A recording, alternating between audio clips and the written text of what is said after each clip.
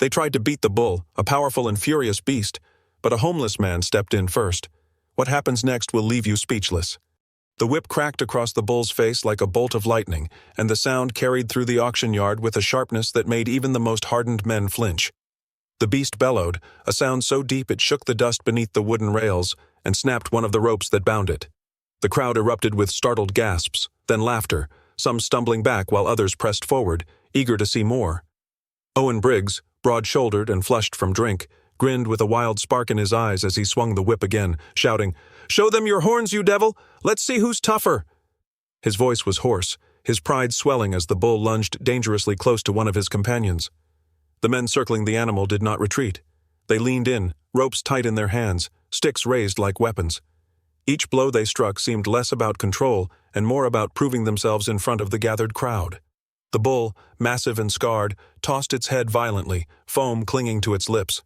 Its sides heaved with exhaustion, yet its strength had not yet waned. Every muscle in its body rippled with the tension of an animal cornered, and its eyes burned red with fury. Among the shouting and jeering, there was one man who did not cheer. He stood against the far fence, his coat ragged and torn, his boots layered with mud from too many nights spent sleeping under bridges and barns. Elias Crow's gaze never left the bull.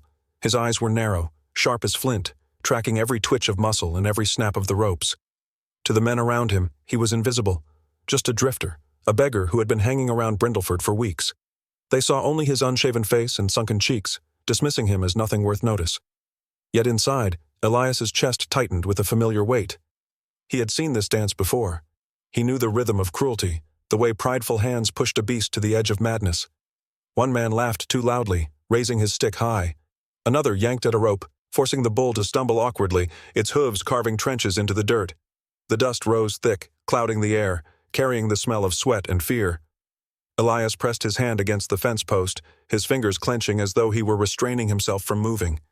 He whispered under his breath, the words lost in the wind. "They don't see it. They don't understand." His voice was rough, but steady, his words more to himself than anyone else.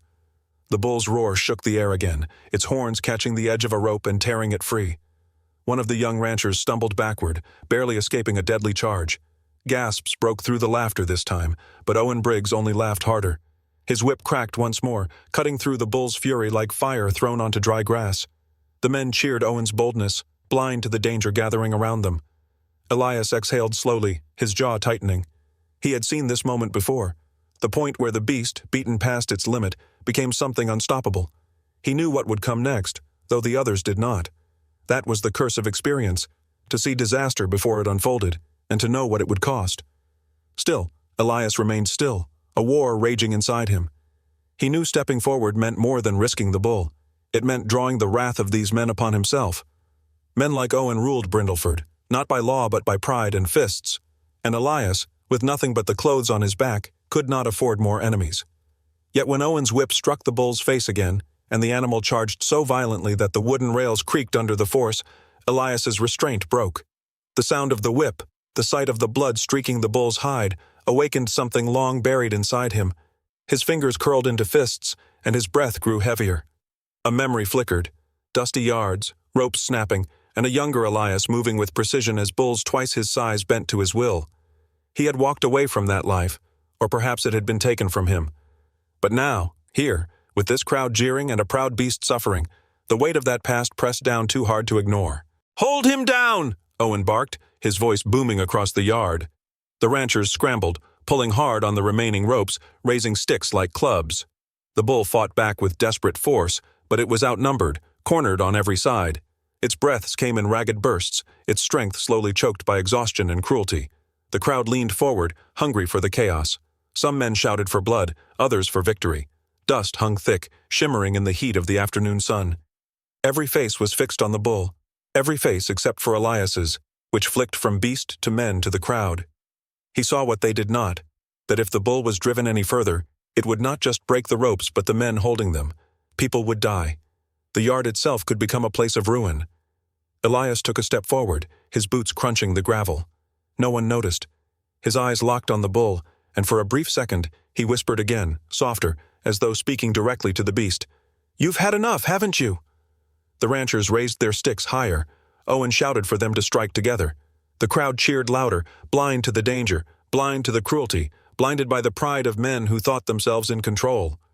Elias moved. He pushed off the fence and crossed into the dust-filled ring. Heads turned, first in confusion, then in disbelief. A few laughs broke out, sharp and cruel, as men pointed to his torn coat and battered boots. "Look at him," one man sneered. "The beggar thinks he's a hero." Another barked out a laugh, calling Elias a fool. But Elias did not hear them. His focus was on the bull, whose massive chest heaved as it pawed the ground. He stepped forward slowly, carefully, every motion deliberate. Dust rose around his legs, clinging to the frayed edges of his coat. His heart pounded, but his hands were steady. The bull's eyes fixed on him, wild and bloodshot, yet something in Elias's calm presence slowed its movements, if only slightly. "Out of the way, Crow!" Owen roared, his whip ready in his hand. "You'll be trampled!" His voice carried more anger than warning, for Owen knew what was at stake. If Elias succeeded in calming the beast, it would make the rancher's bravado look like nothing more than cruelty. Elias ignored him. He raised his hand, palm open, and took another step. His shadow fell across the bull's muzzle, and for a moment the yard seemed to hold its breath. Dust swirled in the air like smoke. The crowd fell silent, waiting for the inevitable disaster, for the bull to gore the ragged man who dared to step close. But Elias's hand remained steady, his eyes locked on the beast with an intensity that seemed to cut through the chaos. The ranchers shouted again for him to move, to get out of the way, their voices tinged with panic now, but Elias did not waver. His voice, calm and low, broke through the silence. "Easy now. No more." The bull snorted, its hooves grinding the dirt, but it did not charge. Its massive head shifted, uncertain. Elias took another slow step forward. The men on the ropes froze, unsure whether to pull or let go. The crowd leaned forward as one, trapped between awe and disbelief. Dust curled in the air like a storm holding its breath. Elias stood between the bull and the men, his hand still raised. His voice remained quiet, though it carried across the ring like a steady drumbeat. "No more." And in that moment, as every eye fixed on the strange figure who had stepped into the storm, the yard fell into a silence no one could explain. Nobody expected him to stand there. Nobody expected what was about to happen next. The laughter died in an instant. The bull's massive chest rose and fell, its nostrils flaring as if every breath carried fire. But when Elias stepped closer, the beast did not charge. It stood trembling, its eyes bloodshot and wet with fury. But something in the drifter's presence slowed it. Elias's voice, calm and low, carried across the dust-filled yard, a sound almost too quiet to be heard by men, yet clear enough for the bull. "Easy now," he whispered. His hand, weathered and scarred, lifted toward the beast. For a tense heartbeat, it seemed certain the animal would strike and crush him under its weight. Instead, its head dipped just slightly, its breath shuddering out like thunder fading from a storm. Gasps rippled through the onlookers. Some men muttered that it had to be luck, a trick of timing, while others stared in silence, sensing there was something more. The ropes went slack in the hands of the young ranchers. They glanced at each other with wide eyes, their bravado slipping into doubt. The bull shifted its hooves but did not lunge. Dust clung to Elias's fingers as he brushed the animal's muzzle, and still the beast remained calm, muscles twitching, but its rage checked for the first time since entering the ring. Owen Briggs's face twisted with disbelief. The whip hung limp at his side, then snapped back into his grip as he stepped forward, his jaw tight with anger. His voice cut through the murmurs like a blade. "You think you're some kind of miracle worker?" he barked. His lips curled into a sneer as he squared his shoulders, his pride burning hotter with every passing second. "This bull doesn't bow to beggars." Before the crowd could draw a breath, he lashed out. The whip cracked toward the bull's face, but Elias moved with startling speed, his hand shooting up to catch the blow. The leather curled around his arm, but he yanked sharply, pulling Owen off balance. In the same movement, Elias shoved him back into the dust. The sound of Owen hitting the ground sent a wave of shock through the crowd. Voices rose at once, some laughing nervously, others shouting in alarm. The air was thick with disbelief. Elias's stance was steady, his chest heaving only slightly. He turned his gaze to Owen, who scrambled to his feet, red-faced with humiliation. The drifter's voice came, calm, yet heavy with authority. "This animal has had enough." He did not shout, but his words carried with a weight that silenced the noise around him. The bull shifted again, its body aligning with Elias as though following his lead. Step by step it moved, its head lowering slightly whenever Elias gestured. The crowd leaned forward, caught between awe and fear. None of them could deny what they were seeing. The ragged man, dismissed as worthless only hours ago, had done what none of the ranchers could. The young men who had been holding the ropes muttered curses, trying to mask their unease. "He's tricking it," one said. "Has to be." Another shook his head, but his eyes betrayed the truth, fear of what Elias had accomplished. Owen's voice broke through their whispers. "You're all fools if you think this proves anything." He spat in the dirt, his chest heaving. His eyes burned not at the bull, but at Elias. His pride could not stomach the sight of a drifter standing taller than him in front of the entire town.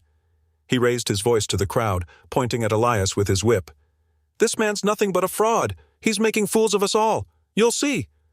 But the murmurs of the crowd did not echo Owen's anger.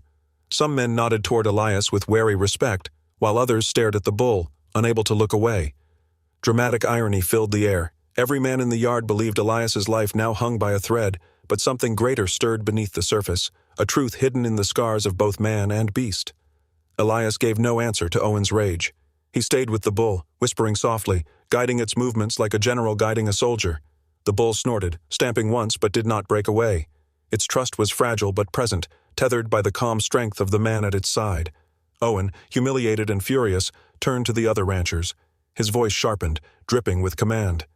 "You going to stand there and let him shame us in front of the whole town?" His eyes darted to each of them, forcing their pride into action. Reluctantly, the men straightened, gripping their ropes tighter, raising their sticks higher. Pride and anger, not sense, drove them back into the fight. The tension thickened. The crowd, sensing the violence about to unfold, pressed closer to the rails, some shouting encouragement, others whispering warnings. The bull pawed the ground, Elias's hand steady on its muzzle as he murmured, "Hold steady. Follow me." Then the ranchers charged. Ropes snapped taut, sticks swung down, but this time the bull was not the victim of their cruelty. It was a force guided by Elias's steady presence. With a twist of its head, it ripped a rope from one man's grasp, sending him stumbling into the dirt. Another swung his stick, only to be shoved aside by the bull's massive shoulder, his cry cut off as he fell. Dust erupted with every movement, blinding the yard in clouds of brown. The crowd erupted, half cheering, half screaming. Men toppled one by one, their pride cracking beneath the weight of their failure. Each time they rose, the bull, spurred by Elias's commands, drove them back down. The spectacle no longer looked like sport, but something more primal, a reckoning. Owen shouted orders, his voice breaking as frustration mounted. "Hold the ropes! Don't let him—" His words cut short when another rancher was flung aside, groaning as he hit the ground. Fear now mingled with the pride in their eyes. The drifter had turned the beast into something unstoppable, and they could not understand how. Elias's focus never wavered. He whispered sharply to the bull, his hand guiding it like a steady rudder in a storm. "Turn, push, stop." Each word carried a weight the animal seemed to obey. It was no accident, no miracle. This was knowledge, born of years buried in silence. The tide had turned, but Owen's pride was not so easily shattered. His chest heaved, sweat dripping from his brow, his hand slipping into his coat. When it came out, a glint of sunlight struck steel. A knife, long and sharp, flashed in the air. The sight froze the crowd. A few men gasped, others cursed under their breath. This was no longer a contest, no longer about taming a beast. This was something darker. Owen's voice shook with fury as he lunged forward. "Let's see if your tricks save you now." The blade swept low, aimed not at Elias but at the bull's side. Gasps erupted, cries of warning spilling from the rails. Elias reacted without thought. He stepped into the strike, his coat tearing as the knife cut across the fabric. The metal grazed close, too close, but spared his flesh. The message, however, was clear. Owen's intent was not to prove strength. It was to end this, even if it meant blood on the dirt. The crowd's roar faltered into silence. Fear hung heavy, and even those who had cheered now stood pale, realizing the yard had shifted into something dangerous, something final. Elias, steady despite the brush of steel, turned his gaze on Owen. His voice, calm but carrying a weight that silenced the yard, spoke louder than the crowd's dread. This was no longer about taming a bull. It was about silencing Elias forever. The stakes rose higher than anyone had imagined, and the yard that once cheered for sport now held its breath in dread. The dust swirled thicker as Owen circled, the knife gleaming in his hand, his lips curled into a sneer that barely hid his shaken pride. His boots dragged through the dirt in wide arcs, a predator's performance more than a true threat, yet every step carried the promise of violence. Elias stood his ground, his chest rising with heavy breaths, but his eyes burned with focus. The bull, loyal now to the man who had spared it, pawed the earth in short, sharp bursts, its head lowered, horns angled toward Owen like twin blades. The yard was silent except for the thundering of hooves and the hiss of Owen's breath. The ranchers behind him hesitated, their bodies battered, their spirits more broken than they dared admit. They clung to Owen not out of courage, but out of fear. Fear of being seen as weak, fear of the crowd, fear of themselves. "You're a thief of honor," Owen spat, his voice ragged from dust and fury. "A liar who tricks animals and men alike." His grip tightened on the knife. The steel trembled in the sunlight, betraying his nerves even as his words strained to sound sharp. The men behind him muttered uneasily, shifting on their feet, torn between retreat and loyalty. None dared step forward, yet none stepped away. Their pride had bound them to this moment, a chain heavier than any rope. Elias lifted his voice, not to Owen, not to the ranchers, but to the rows of townsfolk pressed against the rails. His words cut through the suffocating quiet like a bell. "You cheer for cruelty," he said, his voice carrying clear across the yard. He did not shout, but the tone carried weight, as though it spoke from a place deeper than pride. "But what you call strength is only fear in disguise. This bull deserves respect, not torment." The crowd shifted uneasily. Some men coughed into their fists, avoiding one another's eyes. A handful stared straight at Elias, caught by the truth he laid bare. Mothers clutched their children closer, realizing that what they had thought was entertainment had twisted into something uglier. Murmurs rippled through the stands, soft at first, then louder, splitting the crowd into those willing to admit shame and those who clung to Owen's defiance. Elias's words stung more deeply than any blade could. Owen's sneer faltered, then hardened again as his pride shrieked inside him.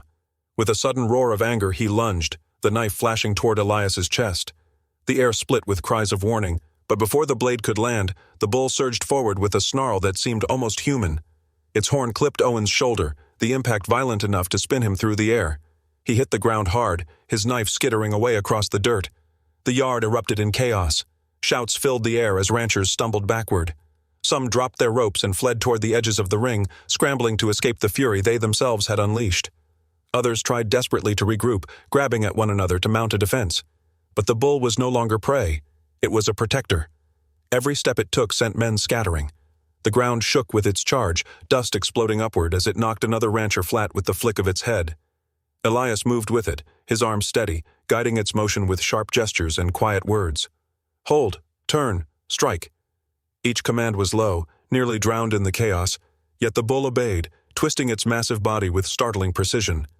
The crowd gasped as man and beast seemed to move as one, scattering every hand raised against them. Fear and awe battled in the hearts of the onlookers, some clinging to the rails in panic, others standing tall with a respect they had never thought they would feel for the ragged drifter in the dust. Owen groaned in the dirt, clutching his shoulder. His face, streaked with sweat and grime, twisted in pain and rage. He tried to push himself up, but the bull snorted, stamping close enough to warn him back down. His pride burned hotter than his wounds, but for the first time, true fear flickered in his eyes. Then, from the back of the crowd, a new voice broke through the storm, smooth, commanding, laced with greed. "That man belongs to me." The yard stilled, the words sinking like a stone into still water. Heads turned, whispers spreading before the figure even reached the rail. Harlan Vex stepped forward, dressed in a fine coat that caught no dust, his boots polished like he had never worked a day in the yard. His hair was slicked back, his smile cold and practiced. A wealthy cattle broker, Harlan was known in Brindleford not just for his fortune, but for the quiet power that trailed him like a shadow. The crowd parted, giving him space as though even their fear respected his wealth. His eyes, sharp and calculating, fixed on Elias. "I came for the bull," Harlan said, his voice rising just enough for all to hear. "But I see now there's more to gain. That man is mine." Gasps rippled through the yard. Men exchanged bewildered glances. What did he mean?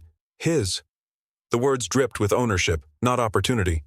Elias's face faltered for the first time, a flicker of recognition breaking through his steady mask. His hand, still steady on the bull, trembled just slightly. Whispers grew. "What's he talking about?" someone hissed. "Does he know him?" another asked. Harlan's smirk widened as he saw the shift ripple through the crowd. "You think him a drifter? A beggar?" His tone dripped with contempt. Number he was once a man of name, a famed bull handler, the best Brindleford had ever seen. The words struck the crowd like a thunderclap. Even the ranchers, bruised and beaten, lifted their heads in shock. "Impossible," one muttered. Another whispered, "I've heard of him. Years ago." Harlan spread his arms as though unveiling a secret long hidden. Elias Corin, they called him. Rose high, higher than any man deserved. But pride, Harlan's smile tightened, and debts are chains that drag down even the strongest. and I was the hand that tightened those chains. A collective gasp rolled through the yard. The truth was laid bare. The drifter they mocked, the man they had cornered with jeers and whips, had once been the very figure they had admired, envied, and spoken of in awe. Dramatic irony flooded the moment. All their attempts to measure themselves against Elias had been futile, for they had unknowingly stood against the one man who could never be broken, by beast or by man. Elias's silence was heavier than words. His eyes, shadowed by memory, flicked from Harlan to the ground. The shame of his past clung to him like dust, suffocating, undeniable. For a heartbeat, the bull seemed to sense his hesitation, shifting uneasily at his side. Owen, still crouched in the dirt, saw his chance. His laughter, bitter and jagged, broke through the murmurs. "So this is it?" he snarled. "The great Elias Corrin, nothing more than a ruined man playing tricks for scraps?" His voice trembled, but his words struck where Elias was most vulnerable. Harlan's eyes glittered with triumph. He stepped closer, his boots untouched by the chaos. "You've had your moment, Elias," he said, his voice dripping with finality. "But this town still belongs to me." The crowd held its breath, the truth heavy in their chests. The conflict had shifted. It was no longer ranchers versus a bull, no longer a test of pride in the dust. It was Elias against the man who had stolen his life, and every man watching knew they stood at the edge of something far greater. The conflict was no longer about ranchers and a bull. It was about Elias versus the man who had stolen his life. The crowd stood on edge, unsure whether they were witnessing the fall of Elias or the beginning of something greater. The days that followed shook Brindleford to its core. Whispers traveled faster than wagons could roll, carried from one porch to another, from tavern corners to dusty barnyards. Men who had once scoffed at the sight of Elias now leaned in to speak of him in low voices, their words tinged with awe or suspicion. The tale of the bull that had bowed to him, the same beast that had scattered ranchers like frightened children, became more than rumor. It was legend. Some swore Elias had a gift, that beasts bent their will to him as though he spoke their language. Others scoffed, dismissing it as fortune born of chaos, yet none could erase the memory of what they had seen with their own eyes. The bull, spared from slaughter, now grazed freely in a quiet pasture at the edge of town. Its dark form stood tall against the wide horizon, a figure both feared and admired. Children dared each other to approach the fence, laughing nervously when the bull's great head turned their way. To many, it became more than an animal. It was a symbol, and always, at its side, was Elias. For the first time in years, Elias had ground beneath his feet that felt steady, a place where his presence was not chased away, but quietly accepted. Yet the shadow of Harlan Vex lingered over every sunrise and every breath. Elias knew peace was fragile, and that Harlan's pride would not let the matter rest. Owen Briggs vanished after the dust had settled. Nursing his wounds and his pride, he was not seen in the streets nor in the taverns where he had once boasted loudly. Some claimed he plotted revenge in the dark corners of town. Others muttered that he drowned himself in drink, too shamed to face the world. But Owen, for all his fire, was only smoke in the wind compared to Harlan Vex. It was Harlan who moved swiftly, his influence stretching like vines through Brindleford. Within days, he filed claims at the county office, declaring the bull his property by right of purchase. His men spread across the town with sharpened words and quiet threats, pressing Elias to surrender what he had gained. They came in groups of 2 or 3, their boots heavy on the porch, their hats tilted low. "You know it won't last," one of them muttered, his hand resting casually on the hilt of his knife. "Best to give it up before the boss takes it by force." Elias stood firm. His voice was calm, but his jaw carried the weight of his decision. The bull is not his to take. It never was. He knew the men came not to bargain, but to measure his resolve. And when they carried word back to Harlan, Elias also knew the storm would soon break. What Elias did not expect was the town itself beginning to stir. At first it was quiet gestures. A farmer left a sack of grain by the pasture fence, muttering that he had more than he needed. A blacksmith offered to mend Elias's worn tools, asking for nothing in return. The tavern keeper slid a bowl of stew across the counter one evening, looking away as though embarrassed by the kindness. In the evenings, Elias would sit near the bull, the grass bending in the wind, and reflect on the shift he felt in Brindleford. The people who once had mocked him now avoided his eyes, yet slowly some began to look directly at him, not with derision, but with something resembling respect. It was one evening when an old farmer approached openly, leaning on his cane. His face was creased from sun and time, his voice rough. "We were wrong," he said, his words deliberate. "A man who can stand against cruelty is worth more than all Harlan's silver. Don't let him take what isn't his." Elias did not answer at once. He studied the bull, its steady breath, its unbroken calm. I didn't ask for this fight, Elias finally said. None of us did, the farmer replied. But it's here all the same. Soon, others followed. A handful of men began to speak aloud in the tavern, questioning why the town allowed Harlan to rule unchecked. They did not yet defy him openly, but the first cracks had formed. The bull became a banner, not of blood, but of defiance. Harlan, hearing these whispers, grew furious. To him, Elias was no longer a ruined man to be mocked, but a threat. His control, once unquestioned, now faced challenge, and Harlan did not suffer challenges. One evening, as the sky bled into red and gold, Harlan gathered his men. In the yard outside his estate, he stood tall in a coat of black, his hands clasped behind his back. His voice was steady, but his eyes burned. Enough of these games. Tomorrow we take what is mine. Bring your ropes, bring your strength. If the drifter resists, he will regret the day he crossed me. The men nodded, though not all with confidence. They had seen the bull's fury, and whispers of the townsfolk's growing support unsettled them. Still, Harlan's coin weighed heavily in their pockets, and they obeyed. The next morning, the sound of boots carried across the fields. Harlan's men came in a line, their faces set hard, ropes and sticks in hand. They expected to find Elias alone with the bull, weary and cornered. But what they found stopped them in their tracks. Elias stood tall at the fence line, his shoulders squared, the bull grazing behind him like a sentinel. Yet he was not alone. Dozens of townsfolk gathered beside him, farmers with pitchforks, smiths with hammers, stable boys clutching wooden poles. Their faces bore no mockery, only determination. The same men who had laughed days before now stood shoulder to shoulder with him, unwilling to let Harlan's grip close tighter on their town. A murmur spread through Harlan's men. Their steps slowed. They glanced at one another, the weight of the scene pressing on them. To fight Elias was one thing. To fight Elias and the town was another. Harlan, arriving at the rear of his men, scowled. His voice cut through the silence. "Stand aside," he barked. "This is mine by law." "No," a farmer called back, his voice trembling yet firm. "Not by right." The air quivered with tension. Elias's hand rested on the bull's side, feeling the steady rise and fall of its breath. His own chest rose in rhythm, a calm he forced into himself so the others could see. He did not raise his voice, but when he spoke, it carried. "This ends here, not with knives, not with fists, with choice. You can stand with him, or you can stand with what is right." The silence stretched until even the wind seemed to pause. Then, one by one, Harlan's men lowered their ropes. Some stepped back. Others shook their heads, unwilling to clash with an entire town that had finally found its voice. Harlan's jaw tightened, fury flashing in his eyes, but he could not move them. His men had broken. His authority, once ironclad, cracked before him. Slowly, he turned, his coat sweeping dust from the ground, and walked away.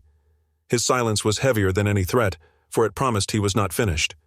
The townsfolk remained standing long after he had gone, the weight of what they had done sinking into their bones. For the first time, Brindleford had defied Harlan Vex. For the first time, they had chosen unity over fear. Elias let out a slow breath, his hand never leaving the bull's hide. Its warmth grounded him, reminding him that strength did not always roar, it endured. He knew battles still lay ahead. Harlan's shadow was long, and men like him did not rest in defeat. But for this moment, Elias was no longer alone. The irony rang clear as a bell. The man once cast aside as worthless had reminded Brindleford of its worth.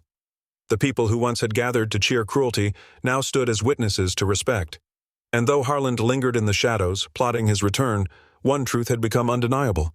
The day the ranchers tried to beat the bull, the homeless man stepped in first, and nothing in Brindleford would ever be the same again. Disclaimer: the story you just watched is fictional. It explores themes of cruelty, compassion, and the profound unspoken connections between a human and an animal. This narrative aims to highlight the value of all life, inspire empathy, and remind us that a single act of kindness can create an extraordinary bond.